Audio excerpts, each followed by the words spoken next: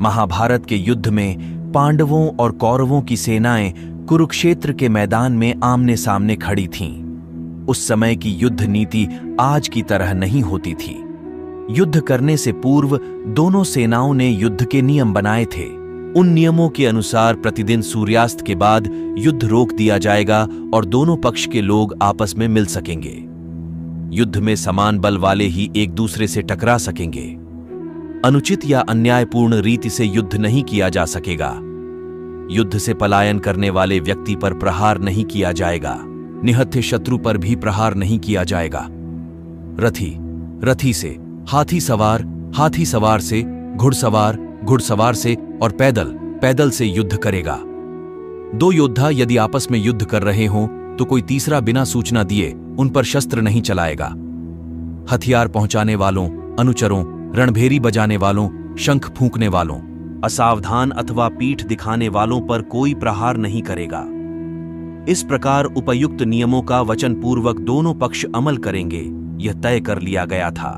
दोनों ओर की सेनाएं जब आमने सामने आ डटीं, तब श्री कृष्ण अर्जुन का रथ लेकर सेना के अग्रभाग में आए। वहां अर्जुन ने कौरव सेना में अपने सामने अपने परिजनों को देखा तो उनका उत्साह टूट गया। उन्होंने अपना गांडीव रख दिया और रथ में मुंह लटकाकर बैठ गए। उन्होंने युद्ध करने से इनकार कर दिया। नहीं वासुदेव, मैं राज्य के लिए अपने ही संबंधियों पर बाण नहीं चला सकता। अर्जुन को हतोत्साहित होते देखकर श्री कृष्ण ने अर्जुन को उपदेश दिया। हे पार्थ, जिनका आत्मज्ञान नष्ट हो जाता है, जो अल्प बुद्धि हैं और जो अपने क्रूर कर्मों के द्वारा सबका अहित करते हैं, वे आसुरी स्वभाव वाले मनुष्य इस जगत के विनाश के लिए उत्पन्न होते हैं। ऐसे लोगों को नष्ट करना पाप नहीं है। यहां कौन अपना है और कौन अपना नहीं है, इसे तू भूल जा। जिस प्रकार यह जीव इस देह में क्रम से बचपन, कौमार्य, यौवन और वृद्धावस्था को प्राप्त करता है, आत्मा न तो किसी शस्त्र से खंडित होती है, न अग्नि से जलाई जा सकती है, न इसे जल से भिगोया जा सकता है, न वायु से सुखाया जा सकता है।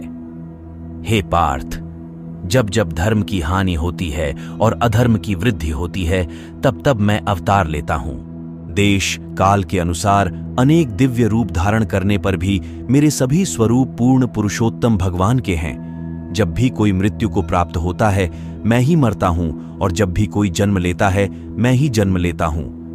यह प्राप्त देह एक रथ के समान है और 5 इंद्रियां, जिह्वा, नेत्र, कान, नाक और त्वचा रथ में जूते घोड़ों के समान हैं, तथा ये 5 घोड़े मन रूपी लगाम से नियंत्रित होते हैं।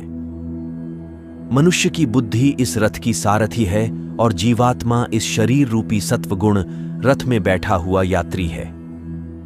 इस प्रकार यह यात्री मन तथा इंद्रियों के सहयोग से ही सुख दुख का अनुभव करता है, परंतु मोह में पड़ा जीव जीवन के रजोगुण और तमोगुण से उत्पन्न होने वाले भावों में ही लिप्त रहता है और इन गुणों में मोहित होकर संसार से परे मेरे अविनाशी स्वरूप को नहीं पहचान पाता।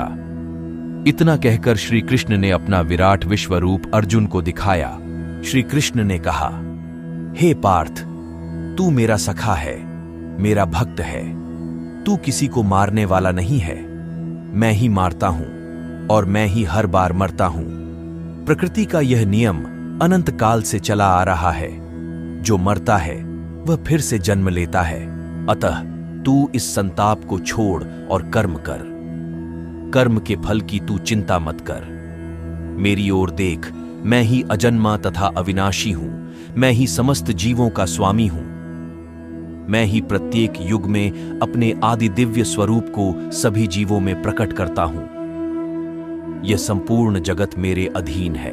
यह मेरी इच्छा से बारंबार स्वतः प्रकट होता है और मेरी ही इच्छा से विनष्ट होता है। मैं ही समस्त सृष्टि का आदि, मध्य और अंत हूं। यदि तुम मेरे निर्देशानुसार कर्म नहीं करते और युद्ध से विमुख होते हो तो तुम कुमार्ग पर जाओगे। तुम्हें अपने स्वभाववश युद्ध करना चाहिए और अधर्म का विनाश करना चाहिए। श्री कृष्ण पुनः अपने प्रकृत रूप में आ गए। तब अर्जुन ने हाथ जोड़कर कहा, हे कृष्ण, मेरा मोह दूर हो गया। आपके अनुग्रह से मुझे मेरी स्मरण शक्ति वापस मिल गई।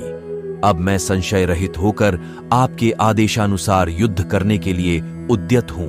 अर्जुन ने फिर से अपना गांडीव उठा लिया और उससे टंकार करके शत्रु सेना के हृदयों को कंपित कर दिया।